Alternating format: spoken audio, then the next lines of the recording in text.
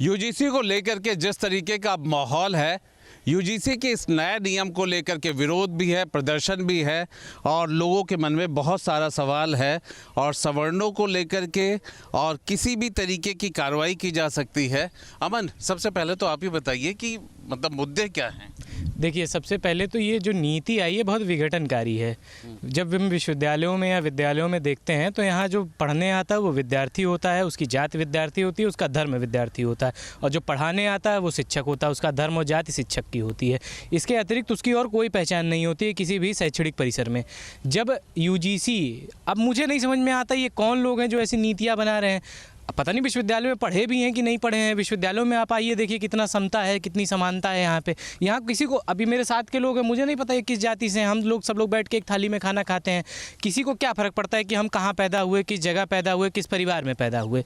आखिर उसके आधार पर अब ये बताइए कि जो नया नियम आया है इसमें बता दिया गया केवल जो सवर्ण जाति के पुरुष हैं इनको एक कैटेगरी बना दिया गया और एक को अलग। आप कहते हैं, आप खुद को राष्ट्रवादी कहते हैं, आप खुद को वामपंथ का विरोधी कहते हैं, और वामपंथ भी तो यही काम करता है, समाज को दो धड़ों में बांट करके। उसकी जो मूल अवधारणा है वो यही है। तो आपके और उनके में अंतर क्या रह गया? दूसरी एक चीज़ बहुत अनिवार्य है समझना कि समता और समानता नियम परिवर्तन से नहीं, मन परिवर्तन से आएगा।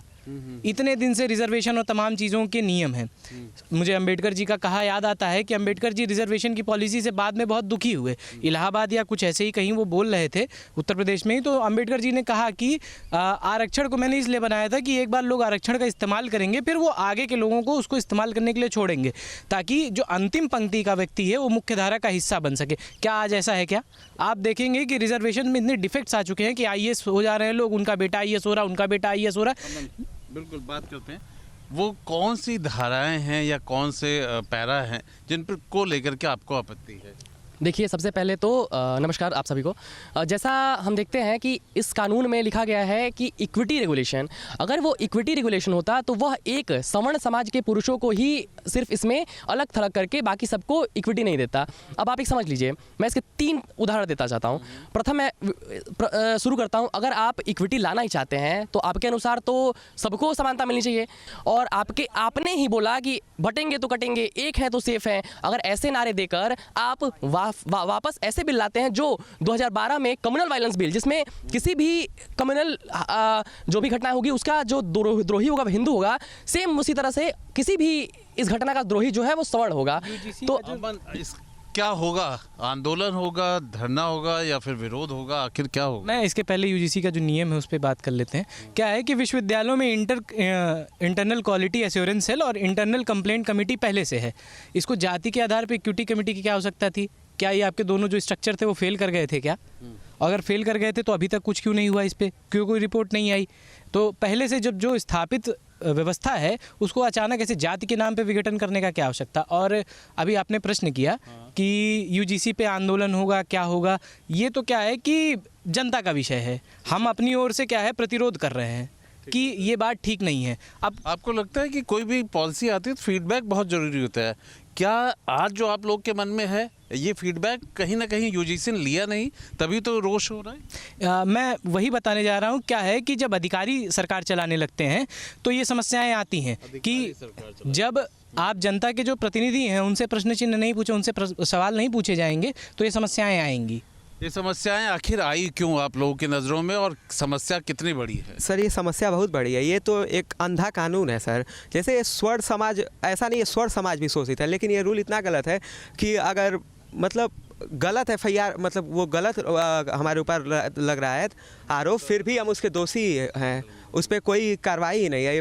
इसको हटाना चाहिए, बिल्कुल ये गलत है। जैसे हमारे भैया ने कहा, ये अधिकारी खुद तो फील्ड में आते नहीं है, तो ऐसे उन्होंने ऐसे कानून ला दिया है। खुद अधिकारी फील्ड में नहीं आते हैं, उन्हें ज़मीनी हकीकत पता नहीं है, बच्चों के साथ क्या गुजरेगी उन्हें जानकारी नहीं। जैसे इसमें जो यूजीसी ने स्टेप लिया है, ये पॉलिसी जो फॉर्मेशन उन्होंने किया है, ये जो गाइडलाइन फॉर्म किया है, अगर ये विश्वविद्यालयों में आकर लोगों से पूछते कि क्या चल रहा है तो वो बेहतर बता पाते। फील्ड में उनको आना चाहिए था, विश्वविद्यालय में उनसे लोगों से मतलब फीडबैक लेना चाहिए था कि क्या ये पॉलिसी लाई जाए कि ना लाई जाए, क्योंकि विश्वविद्यालय में कहीं भेदभाव नहीं होता है। यहाँ छात्र की आइडेंटिटी बस स्टूडेंट छात्र होता है। यहाँ कास्ट और रिलीजन से कोई नहीं देखता। बिल्कुल ठीक बात है। एक परिचय मैं थोड़ा और आपको दे दूं। इस वक्त मैं लखनऊ यूनिवर्सिटी में हूं। अगर ये मैं दिखाऊं, क्योंकि इस चर्चा का मतलब क्या है, यहाँ पे वही बच्चे हैं जो कि यूजीसी के तहत पढ़ाई कर रहे हैं या यूजीसी नियमों के तहत यूनिवर्सिटी चलती है, लखनऊ यूनिवर्सिटी है। आखिरकार इस यूजीसी की जो नीति आई उसमें कौन से बिंदु आपको लग रहा है कि कहीं ना कहीं आपको आगे भविष्य में नुकसान पहुँचा सकते हैं? देखिए, बात यह है कि इस यूजीसी गाइडलाइन आने से कोई अंतर है नहीं। ये वैसी परिस्थितियां पैदा करने वाली बिंदुआं हैं जो पहले के ज़माने में होती थी। ये कहीं ना कहीं उन्हीं चीज़ को उत्पादन करना है, द्वेष पैदा करना है। जो जातियां धीरे धीरे मिट रही थी उन्हें वापस से बढ़ाने का आपका ही कहना है, बड़ा इंपॉर्टेंट पॉइंट है। बहुत ही सही बात कहा भैया ने। देखिए, हम आपको बताना चाहेंगे कि इस नीति से फिर से जो एक अपने आपस में जो जुड़ाव शुरू हुआ था उसी को और तोड़ने का काम किया जा रहा है। हम तो यही कहना चाहेंगे कि यूनिवर्सिटी ग्रांट कमीशन यूजीसी को जो है अपने विश्वविद्यालयों में शिक्षा के अभाव, जो चीज़ों का अभाव है, जो कमियां हैं, उन पे ध्यान देना चाहिए, ना कि ऐसे रूल्स को बनाकर स्टूडेंट के बीच में भद्दी स्थितियाँ पैदा करनी चाहिए, जिससे स्टूडेंट जो पढ़ने के लिए आता है, जो यहाँ पे एक अच्छे माहौल के लिए आता है, जो अपनी दोस्ती, अभी अपनी पुरानी रंजिश, इन सब के चक्कर में पढ़कर, ऐसे गलत कानून के चक्कर में पढ़कर उसका कैरियर ख़राब हो जाए। जनरल छात्रों को ऐसी बहुत ज़्यादा समस्याएं रहती हैं। आप देखते ही रहते हैं, हम बहुत सारे परिसर में ऐसे देखते हैं कि बच्चे धमकी पहले ही दे देते हैं, गलती हो या ना हो पहले ही वो धमकी दे देते हैं कि तुमसे बात करेंगे तो हम SC ST एक्ट लगवा कर करेंगे। तो जनरल छात्र करे तो क्या करे? शिक्षा में ऐसी कमियाँ हो रही हैं, उस पर ध्यान नहीं दिया जा रहा। ऐसे आपको इस मुद्दे पर कहना क्या है? सर देखिए, यूजीसी ने जो बिल पास करा है मेरे हिसाब से ठीक बिल है, पर संशोधन की ज़रूरत है। संशोधन कैसा? जनरल कैटेगरी के बच्चों को इंक्लूड करा जाए। अगर कोई इस नियम का दुरुपयोग करता है तो उस पर एक अच्छी खासी कार्रवाई करी जाए, इससे कि सबका साथ होगा, सबका विकास होगा। अगर आप किसी एक वर्ग को छोड़ेंगे तो देश आगे नहीं बढ़ पाएगा। सबका साथ सबका विकास नहीं हो पाएगा। अब देखिए सर, इसका मतलब एग्जांपल देकर समझाता हूँ। मेरे या किसी लोअर कास्ट के लड़के के बीच में लड़ाई हो गई है, उसने अपनी पर्सनल खुन्नस निकालने के लिए मुझ पे ये यूजीसी का बिल मतलब लगा दिया और मुझ पे कंप्लेंट कर दी। मेरी सर डिग्री चली गई, ठीक है सर, उस पर ना ही कोई कार्रवाई हुई, ना ही कुछ हुआ, मेरा पूरा भविष्य बर्बाद हो गया। तो सर ये कौन सा कैसा नियम है सर ये?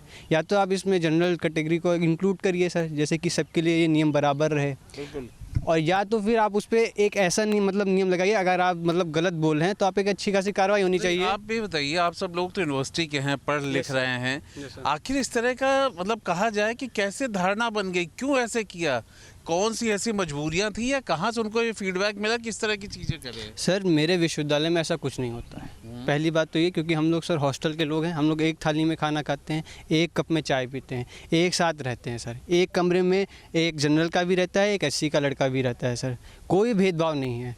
पर ये सर जो यूजीसी के चेयरमैन हैं, उनके दिमाग में सब कैसे आया, ये सब क्या हुआ, ये सब मुझे नहीं पता है सर। पर ये है कि अगर आप ऐसे नियम लाओगे तो बच्चों के बीच में बंटवारा होगा, उनके में एकता नहीं होगी। जब एकता नहीं होगी तो देश आगे नहीं बढ़ पाएगा। आप ऐसे छोटी छोटी नियम लाते रहिए, देश को बंटवारा होता रहेगा सर, देश आगे नहीं बढ़ पाएगा। मैं यही कहना चाहता हूँ। यूजीसी मतलब होता है यूनिवर्सिटी ग्रांट कमीशन, और यूनिवर्सिटी कैसे चले, उसका पाठ्यक्रम कैसे हो, उसके आगे की पूरी चीज़ें यूजीसी देखती है, इसलिए बेहद महत्वपूर्ण बॉडी मानी जाती है इन छात्रों के लिहाज से, इनके भविष्य के लिहाज से, इनके पाठ्यक्रम के लिहाज से, और आखिरकार ये यूजीसी का नया नियम उसके लिहाज से आपके लिए कितना महत्वपूर्ण है? ये महत्वपूर्ण तो बिल्कुल नहीं है, सिर्फ लोगों में डर का माहौल बना के रखा है कि किस प्रकार विश्वविद्यालय में छात्र पिछले कई सालों से जो जाति का कभी नाम भी नहीं लेते थे, उन्होंने फिर से जाति को एक बार उजागर कर दिया है, उसको एक ज्वलंत मुद्दा बना दिया है। हमें सोचने में मजबूर होना पड़ रहा है कि मेरे बगल खड़े वाला छात्र किस जाति का है। आपस में हंसी मजाक में भी हम लोग बोल दे रहे हैं कि अरे यार तुम तो ये हो, जो भाव विश्वविद्यालय के अंदर कभी था ही नहीं। व्यक्ति, हम लोग छात्रावास में रहते हैं, हम लोग किसके साथ बगल में थाली में खा रहे हैं, किसकी थाली में खा रहे हैं, उसने कुछ बनाया है उसकी थाली से लेके खा रहे, कभी ऐसा भाव ही नहीं आया। जो जाति जाति का शोर मचाते केवल कायर वाला जो कथन है, ये एकदम सरकार के ऊपर इस समय फिट बैठ रहा है कि आपने पुनः जाति को उजागर करने का काम, उस पर सोचने का काम अपने हम लोगों के अंदर पैदा कर दिया है। हम लोग ये भाव लेके चलते हैं कि नहीं है अब समय कोई गहन निद्रा में सोने का, समय है एक होने का, न मतभेदों में खोने का। ये गीत गाते हुए हम लोग विश्वविद्यालय में चलते हैं, और आप किस प्रकार से विश्वविद्यालय के छात्रों को बांटने का कार्य कर रहे हैं। सरकार को शर्म करनी चाहिए इस पर। सरकार को शर्म क्यों करनी चाहिए? कहीं ना कहीं से तो फीडबैक हुआ होगा, तभी तो ये लेकर आए हैं। नहीं, सरकार का विषय ही नहीं है ये। आप नियम कानून लेकर के आए आपको बहुत शुभकामनाएं, मैं बता रहा हूँ 1 मिनट। आप नियम कानून लेकर के आए, बहुत शुभकामनाएं आपको। सुप्रीम कोर्ट ने आपसे कहा कि 118% भेदभाव बढ़ गया, आप नियम कानून लेकर। नियम कानून लेकर के आने का मतलब ये क्या होता है कि आप एक पक्ष को न्याय देने के लिए दूसरे पक्ष के साथ अन्याय करेंगे। आप समानता की बात करते हैं, समानता के लिए तो ये कानून लेकर के आया गया था, लेकिन कहीं ना कहीं इससे असमानता बढ़ेगी, समानता नहीं बढ़ती हुई नहीं दिख रही है। असमानता बढ़ेगी सब कह रहे हैं, पर सवाल ये है कि इस असमानता को लाने या इस नियम को लाने का कुछ आधार बताया होगा ना, रेफरेंस आप सब लोग पढ़ते बता रहा हूँ तो कि 118% को आपने आधार बता दिया सुप्रीम कोर्ट के। लेकिन सुप्रीम कोर्ट यही एक बात और कहता है, सुप्रीम कोर्ट ये भी कहता है कि इसी देश में SC/ST एक्ट जैसे कानून का 75% तक मुकदमे ऐसे हुए हैं, 71 से 73% तक ऐसे मुकदमे हुए हैं जो फर्जी है, जिनकी जांच होनी चाहिए। आप उस पर समीक्षा नहीं करते हैं। आप सुप्रीम कोर्ट निर्णय लाता है कि कम से कम डिप्टी SP रैंक का अधिकारी जांच करेगा, उसके बाद मुकदमा होगा, आप उस नियम को ही बदल देते हैं। आप संसद में पूरा सुप्रीम कोर्ट के आपका कहना है कि SC/ST वाले मुकदमे में भी उन्हें संशोधन करना पड़ा क्योंकि उसका मिसयूज हो रहा था। देखिए क्या है कि संशोधन हुआ नहीं ना, संशोधन कहाँ हुआ? सुप्रीम कोर्ट ने वो भी तो कहा हुई, ये तो सुप्रीम कोर्ट ने गाइडलाइन दिया था कि आप क्लास 1 ऑफिसर चेक करेगा, उसके बाद। देखिए विषय ये नहीं है, विषय बड़ा विषय ये है कि आप की नियति तो ठीक है कि आप समानता लाना चाहते हैं, लेकिन भाई आप एक वर्ग को छोड़ दिए हैं, एक वर्ग को आप घोषित कर दिए कि ये वर्ग असमान है, ये इस लाइन में खड़ा होने लायक नहीं। किसी को भी समानता कहाँ लाए? फिर वही तो आप कहाँ कह रहे हैं कि भाई नीति तो ठीक है, नीति कहाँ ठीक है? जब उसके पहले लाइन में ही तो गलती हो गई। जब आप गाइडलाइन पढ़ेंगे तो इसके क्लॉज में उसका उद्देश्य लिखा है, उद्देश्य में ये स्पष्ट तौर पे लिखा हुआ है कि इस देश में मुझे लगता है कि सरकार का संरक्षण करते हुए कोई बात नहीं कही जा सकती है। नीति कैसी सही है? अगर फिर मुझे एक कहावत याद आती है कि व्यक्ति अगर सो रहा हो तो उसको जगाने की कोशिश की जा सकती है, लेकिन अगर नाटक करा तो नहीं जगाया सकता। तो सरकार नाटक कर रही है कि मेरी नीयत साफ़ है। कैसे नीयत साफ़ है आपकी? आप जात जात पे बात करने को लोगों को मजबूर कर रहे हैं। कैसे नीयत साफ़ है आपकी? भाई साहब जैसे अभी बात हुई कि सरकार का इसमें कोई वो नहीं है।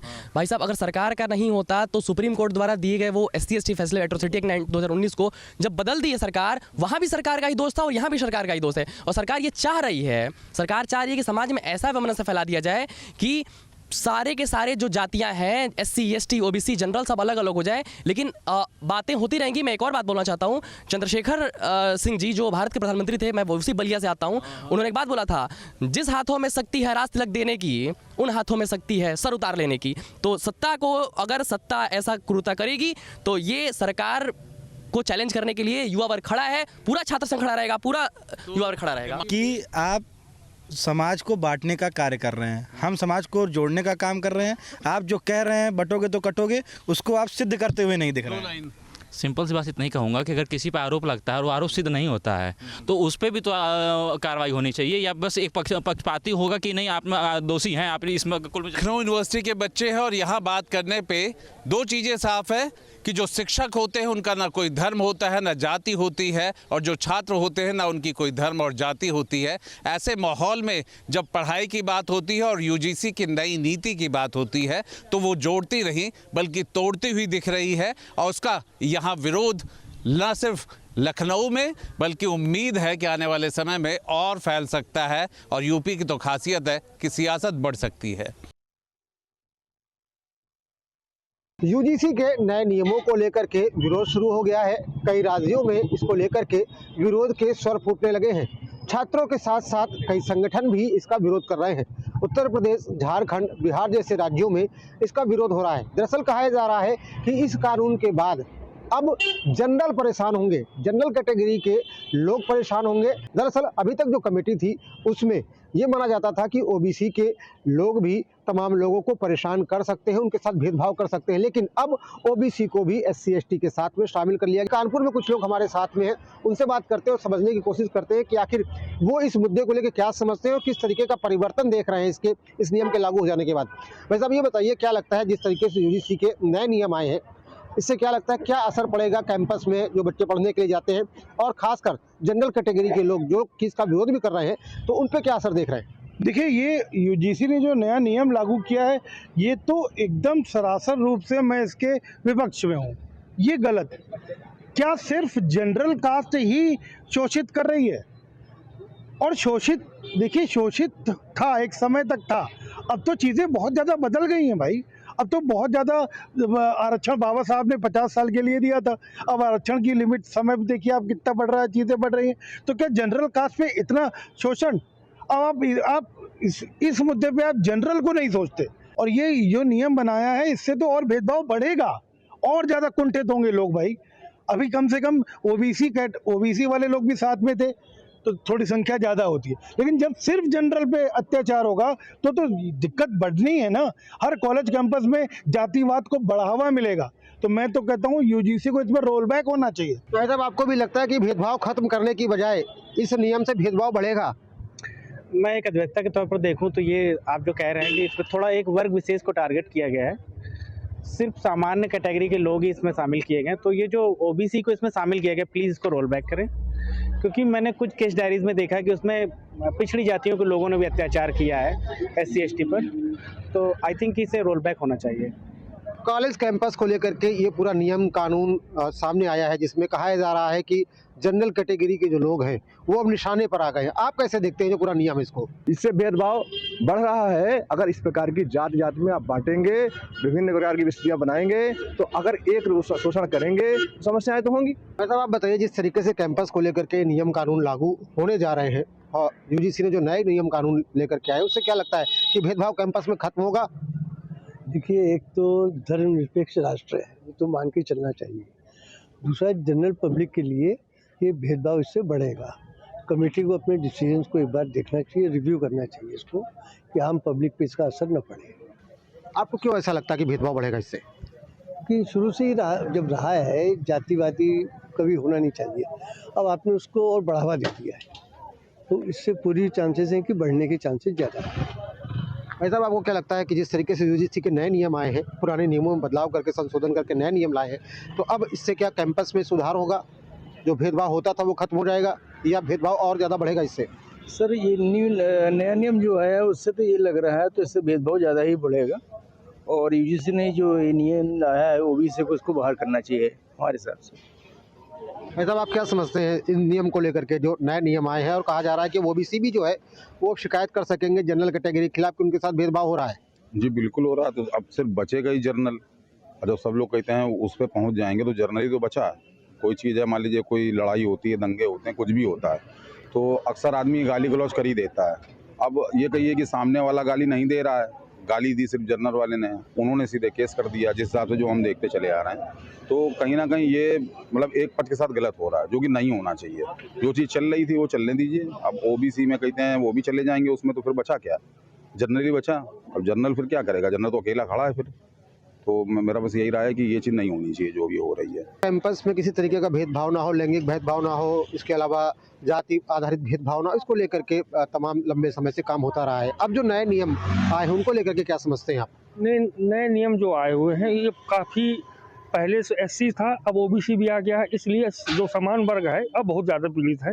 अब वो परेशान हो गया है कि उसको कहीं वो रास्ता ही नहीं मिल रहा है। मैं तो चाहूँगा कि ये अब वापस लें अपना भाई। दरअसल इन नियम्स को, इस बदलाव को किया गया है कि कैंपस में किसी भी तरीके का भेदभाव ना हो, लेकिन तमाम लोगों का कहना यही है कि जिस तरीके से ओबीसी को भी उस कैटेगरी में डाल दिया गया है कि उनके साथ भी भेदभाव हो सकता है, उनको भी प्रताड़ित किया जा सकता है, तो ऐसे में केवल जेंडर कैटेगरी बढ़ जाती है जो भेदभाव करने वाली कहलाएगी। ऐसे में तमाम लोगों का गुस्सा होना लाजमी है। उनका कहना है कि पहले से ही आरक्षण के रूप में लोगों को प्रताड़ित किया जा रहा है। अब कैंपस के अंदर अगर इस तरीके की गतिविधियां होंगी तो कहीं ना कहीं जनरल कैटेगरी की लोगों की पढ़ाई पर भी फर्क पड़ता हुआ दिखाई पड़ेगा और वो प्रताड़ित होंगे। यूजीसी 2026 में हुए अहम बदलावों के बाद इसका देश भर में विरोध शुरू हो गया है। सबसे ज़्यादा असर उत्तर प्रदेश, उत्तराखंड और झारखंड में देखने को मिला है, जहां तमाम आम छात्रों के साथ साथ तमाम संगठन भी सड़कों पर उतरकर विरोध कर रहे हैं। तो प्रयागराज के लोग इन बदलावों को लेकर और इस नए जो एक्ट है उसको लेकर क्या सोचते हैं, उनसे बात करते हैं। सबसे पहले आपसे जानना चाहेंगे क्या आशंकाएं हैं यूजीसी को लेकर के और क्यों इसको लेकर विरोध हो? सरकार की विफलता या सरकार की नाकामी या सरकार की भूल यहाँ कहा जा सकता है कि इसको देखना चाहिए था, लेकिन नहीं देखा गया है और इसको थोड़ा सा भ्रामक प्रचार किया जा रहा है, पहली बात। दूसरी बात, हमको ये नहीं समझ में आ रही है जो सरकार सनातन, हिंदू और राष्ट्र की बात कर रही है, तो राष्ट्र में ऐसी बात कैसी पैदा हो गई कि इस तरह से ये सरकार कर रही है हिंदू को बांटने की बात। तो ये हमारे समझ के परे या लोगों के समझ के परे की बात है। जी, जो इक्विटी गाइडलाइन है, तमाम चीज़ें हैं, अब यूनिवर्सिटी में और कॉलेजेस में जो छात्र पढ़ रहे हैं वो जो कमेटी बनेगी उसमें जाके अपनी शिकायत दर्ज कराएंगे, और अब उसमें ओबीसी को भी शामिल किया गया है। तो आखिर दिक्कत क्या है? भारतीय जनता पार्टी से ऐसी उम्मीद नहीं थी, और हमेशा अपर कास्ट को जो है मुगल काल रहा हो, किसी भी काल में अंग्रेज रहे हों, हमेशा अपर कास्ट को ही दाबा गया। ओबीसी जैसी मजबूत जातियों को भी इसमें जोड़ा गया है, टोटल गलत है। आपको क्या लगता है? सरकार ने जो किया है मुझे लगता है सबसे बढ़िया कदम है। आप ये बताइए, दबे कुचलों की चिंता करने वाली ये सरकार है। सवर्णों का तो जो भला हो रहा है वो है, सवर्ण जितने एक्टिव हैं वो हैं। आज भी समाज में दबे कुचलों की संख्या कम नहीं है, और दबे कुचले या उनको गुमराह करने वालों की। अभी हाल के चुनाव में आपने देखा था, जब लोकसभा का चुनाव था, तो राहुल गांधी की पार्टी ने, अखिलेश यादव जी की पार्टी ने पूरी जनता को गुमराह किया था, और वो जो गुमराह हुए थे वो थे कौन? वो दबे कुचले ही थे। ये लोग झूठ बोलते थे, ये गुमराह करते थे, 8,500 का नारा लगाते थे। इसी तरीके से करके ये हमेशा दबे कुचलों को परेशान करते थे, गुमराह करके वोट लेते थे। सरकार ने ये जो किया है, इससे किसी का भी अहित नहीं होना है, बल्कि उन लोगों के मान सम्मान का पूरा ध्यान रखा गया है। किसी सवर्ण के खिलाफ कुछ भी ऐसा नहीं है। जी, आपको क्या लग रहा है? जो भी महाविद्यालय या विश्वविद्यालय होते हैं, छात्रों को कहाँ दिक्कत होती है? छात्रों दिक्कत होती है, शिक्षकों से दिक्कत होती है, कर्मचारियों से दिक्कत होती है, स्टाफ से दिक्कत होती है। जो असमानता थी उसको समान रूप से लाने के लिए सरकार, ये जो यूजीसी एक्ट आया है 2026, ये उसी का एक हिस्सा है। और जो विश्वविद्यालय या जो महाविद्यालय जो इसका पर काम नहीं करेंगे, उनको ब्लैक लिस्टेड करने की बात इसमें एक्ट में है।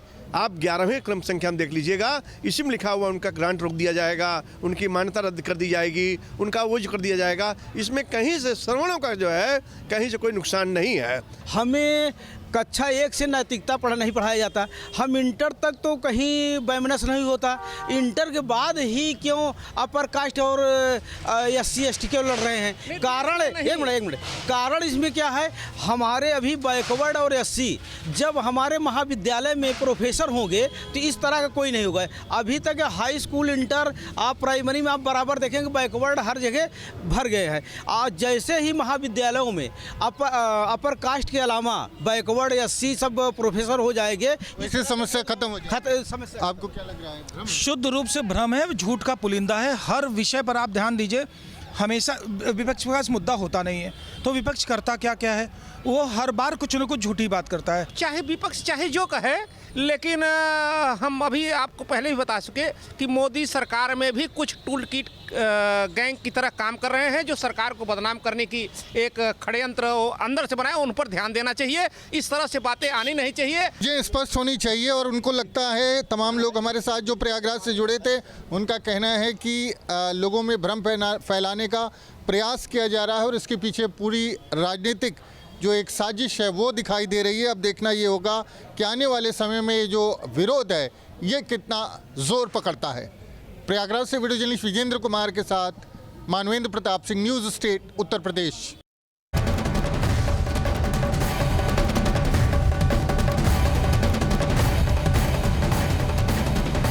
आपके मोबाइल पर तुरंत आएगी ब्रेकिंग न्यूज।